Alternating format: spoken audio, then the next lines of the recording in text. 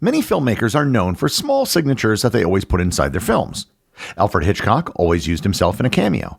George Lucas almost always found a way to integrate the number 1138. Quentin Tarrentino almost always mentions the fictional Big Kahuna Burger. And Stan Lee, of course, has found his way into every Marvel movie. However, there is one film signature that is shared by a wide range of movie makers, and it's appeared in hundreds of films. You've probably come across it, even if you didn't realize it. Learn more about the Wilhelm Scream, where it came from, and how it spread on this episode of Everything Everywhere Daily.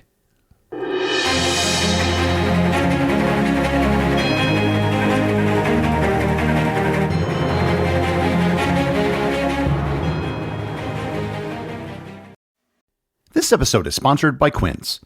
As the weather cools here in Wisconsin, I'm swapping in the pieces that actually get the job done, that are warm, durable, and built to last.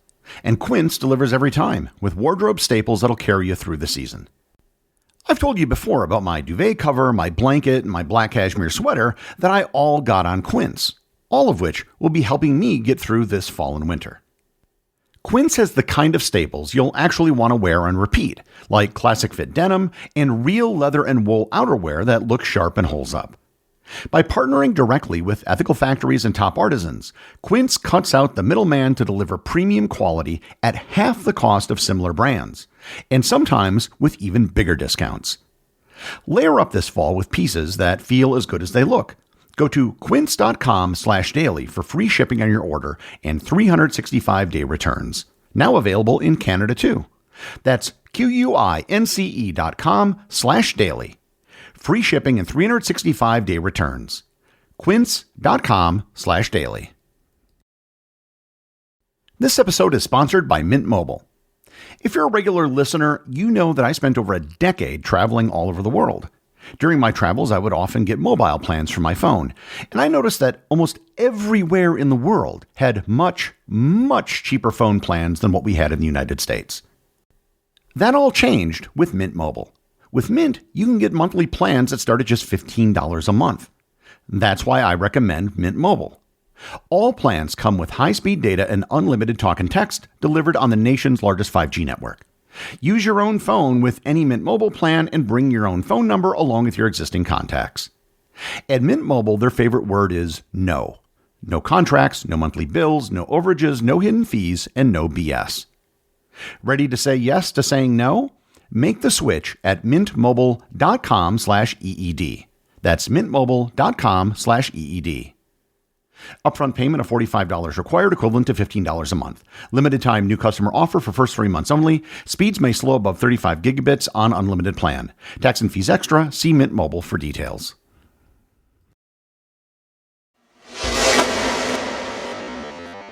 In the course of doing this podcast over the last 5 years, I've covered many important topics. I've covered wars, empires, genocides, civilization-changing technologies, plagues, and scientific revolutions. This is not one of those episodes. This episode is about as minor a subject as I think you could do an episode on, yet still have it be worth doing. The entire episode is about 1 second of audio. Whether you know it or not, you have almost certainly heard it. It's estimated to have appeared in over 400 films at least, and has become an iconic element of movie making over the last several decades. I am, of course, talking about the Wilhelm Scream. And if you're not familiar with it, here it is. That's it. That's the entire focus of this episode. Some of you probably know what it is and recognize it whenever you hear it. And if you don't recognize it, well, you're going to now, because by the end of this episode, you're going to have it burned into your head, and you'll start hearing it everywhere. You're welcome. The Scream was originally recorded in 1951 for the film Distant Drums, directed by Raoul Walsh and starring Gary Cooper. In the movie, the scream is used when a character is dragged underwater by an alligator in the Florida Everglades. The sound effect was recorded during a session that produced multiple screams, and it was labeled as Man Getting Bit by an Alligator in the Warner Brothers sound effects library. The actual voice actor who performed the scream can't be proven definitively, although most people believe it was Sheb Wooley, a character actor and singer who had a role in the film. A Warner Brothers call sheet from the Distant Drums shoot listed actors who were scheduled to come in to record additional dialogue after the film was completed. The only person on the list that made any sense was Sheb Woolley.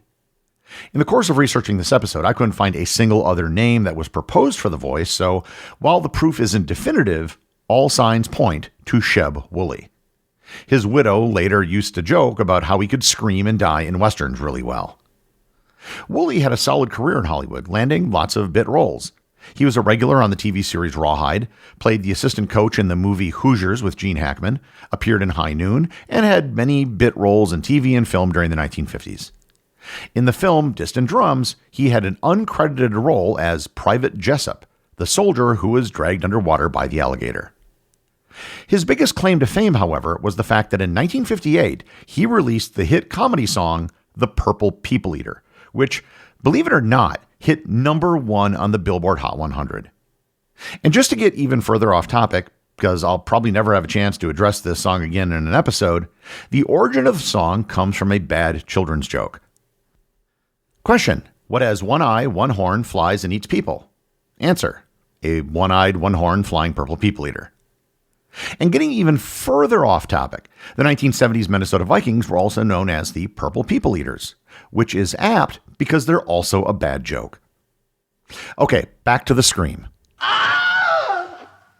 Movie studios, being businesses, seek to reduce their costs whenever possible. So the screams recorded for the movie Distant Drums were put into an audio archive for Warner Brothers Studios. Over the next 20 years, the scream was used in many films produced by Warner Brothers, such as A Star is Born, The Command, Them, The Land of the Pharaohs, Helen of Troy, Sergeant Rutledge, PT-109, The Green Berets, and The Wild Bunch. In the early 1970s, a group of film students at the University of Southern California noticed that this scream was appearing in a lot of different films. It became a running joke amongst the film students, and they dubbed it the Wilhelm Scream, based on its appearance in the 1953 film The Charge at Feather River. In it, a minor character named Private Wilhelm screams after taking an arrow to the leg. And he used to be an adventurer like you before he took an arrow to the knee. The scream would have probably remained an inside joke, except that one of the students, Ben Burt, landed a position as the sound designer on a small science fiction film titled Star Wars. While combing studio archives for Star Wars in the mid-1970s, Burt found the old scream and dropped it into a moment where a stormtrooper falls from a ledge. He liked the throwback nature of it and the private joke of using the same recognizable scream that his buddies back in film school had made fun of. This began a tradition of him using it in all the subsequent movies that he worked on as his own personal calling card, many of which were very high-profile films. The list included The Empire Strikes Back, Return of the Jedi, all the Indiana Jones movies, Willow, Gremlins, Anchorman, Die Hard with a Vengeance, Lethal Weapon 4, and The Fifth Element. Ben Burt became one of the most accomplished film sound effect editors in Hollywood, and many others in the field began to study his films. And they noticed the exact same thing that Burt and his film school contemporaries noticed back in the early 1970s. The scream seemed to be everywhere. As other sound designers and filmmakers learned about Burt's running gag, they began incorporating the Wilhelm Scream into their own films as well. It evolved from a personal Easter egg into an industry-wide inside joke. Directors like Peter Jackson, Quentin Tarrentino, and the Coen brothers began using it.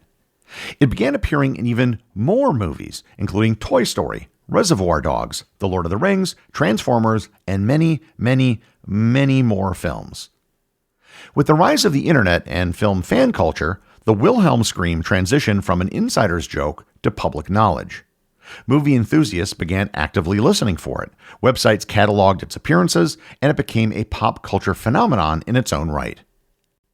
By the 2000s, the Wilhelm Scream was widely recognized in film culture. The National Science and Media Museum in the United Kingdom noted its use in more than 400 different films. At this point, the sound had crossed into television, animation, and video games, which made the gag even more familiar to general audiences. Eventually, the scream became so well known that it began to distract from the films. In 2018, Lucasfilm supervising sound editor Matthew Wood said that Star Wars would stop using the Wilhelm Scream. The Last Jedi quietly omitted it, and the series moved to a different signature scream, a way of signaling that the soundscape was evolving. The choice didn't end the use of the scream elsewhere, but it did pause the very tradition in Star Wars that had popularized it. In the process of researching this episode, I came across several mentions of the sound editors of the recent Star Wars films who claimed that they had created a new scream that they've started using. Supposedly, the voice behind the scream was none other than George Lucas himself, and it was supposedly recorded for the 1973 film American Graffiti. They dubbed the new scream the George. However, despite a great deal of searching on my part, I was unable to find anyone who had identified the scream or who had come forward with what it sounds like. So I'm just throwing this out there. If anyone listening can find out what the George scream is, you would be greatly advancing the cause of scream science. There is yet another twist to the story. In 2023, preservation work at the USC School of Cinematic Arts surfaced the complete original recording session of the Wilhelm Scream in high-quality form. CalArts sound professor Craig Smith had been transferring and restoring the Sunset Editorial Sound Effects Library, a trove of 35mm magnetic film elements donated to the USC School of Cinematic Arts in 1990. He described how student engineers transferred those elements to quarter-inch tape in 1990, how the tapes later developed sticky shed syndrome, and how he stabilized them by baking and then digitized and restored the tracks. Among the reels was the complete original session for the now famous scream that was recorded for Distant Drums in 1951. Smith decided the best way to keep these effects from disappearing was to make them broadly accessible. Smith uploaded the Wilhelm session to the freesound.org website in February of 2023 with a Creative Commons Zero public domain license, which explicitly allows free reuse even in commercial work. The item's notes identify it as the original Man Eaten by Alligator take. If you're curious, and because it's in the public domain, here is the full recording of the Scream takes from 1951. It's only 30 seconds, and the history is made in Scream number 4. A man getting bit by an alligator and he screams. Okay, quiet. Hey, quiet. Stood out towards me. Okay, right. Oh! Oh! The first one you did up here was much better. Oh! No, not an owl. A real scream of pain. Oh! Oh! Oh! The Wilhelm Scream is a miniature history of Hollywood. It's a one-off recording made for a swamp attack scene in a 1951 film, which became a studio library asset, then a running joke among sound editors, and then an audience-spotted Easter egg, and finally a piece of film folklore that archivists now preserve and share. Its endurance rests on two simple facts. First, stock sounds were a practical necessity for decades, so this particular scream had many chances to reappear. And second, Bert and his peers turned that practicality into something fun, which proved to be contagious.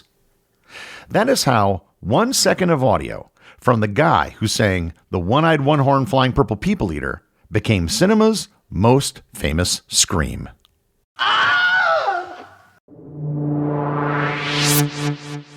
The executive producer of Everything Everywhere Daily is Charles Daniel. The associate producers are Austin Oetken and Cameron Kieffer. Today's review comes from listener Christian Longwolf over on Apple Podcasts in the United States. They write, "Not all podcasts are created equal. In the early 21st century, one podcast arose to create a smarter and more advanced civilization, one that allowed listeners to build their knowledge and become smarter every day. Learn more in today's review of Everything Everywhere Daily." This podcast covers broad and diverse topics to help listeners better understand history, science, and culture, and how they come together to shape the world we live in today. It'll surely inspire listeners to take on the completionist quest, but more on that later. Suffice it to say that this podcast is quite addictive, in the most cognitively healthy way to be addicted to anything. And podcast addiction will certainly be a future review. To put it succinctly, you can turn any free moment of your day into a fascinating journey of knowledge. I'm also proud to report that I have finally completed my quest and have now established the Gainesville, Florida chapter of the Completionist Club. As the first in my town, I will donate a portion of my garage as the chapter clubhouse, where IPAs and red wine will be served nightly. Thanks, Christian. Congratulations on your Completionist Club membership. Glad to see that you're donating your garage space for the clubhouse. We need more people with that sort of gumption. And hopefully your chapter will soon have a curiosity of members. As always, if you leave a review on any major podcast app, Facebook, or Discord, you too can have it read on the show.